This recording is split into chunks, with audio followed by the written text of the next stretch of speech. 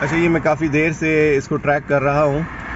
یہ ایک شخص ہے جو کہ اپنے لوڈر رکشے کو مسلسل کھینچتا ہوا جا رہا ہے. اس میں کوئی خرابی ہوئی ہے اور اتنی سخت سردی ہے, اتنی دھند ہے, اور اس سخت سردی میں یہ محنت کر رہا ہے. یہ ہے اصل ہمارا جوان.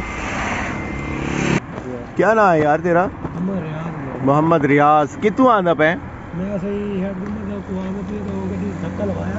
میں اس کو دیکھ رہا ہوں, یہ کافی دیر سے جو ہے نا گاڑی کو اپنا یہ جو ڈالا ہے اس کا بنایا ہوا لوڈر رکشا بنایا ہوا ہے, اس کو کھینچتا ہوا آ رہا ہے. کیا مسئلہ تھا ان دنال؟ مسئلہ ہوتی ہے پریشر چھوڑ رہی ہے. اچھا سٹارٹ نہیں تھی بھائی یار, ہمت ہے تیری, اتنی سردی کام کریں دا پہ, تے کو سلوٹ ہے ساڈا, اتنی محنت مزدوری کریں دا پہ. کتنی بال ہیں تیرے؟ 4 بال ہیں. تھوڑا جی آگا آ کے گال کر کے. ہاں 4 بال ہیں.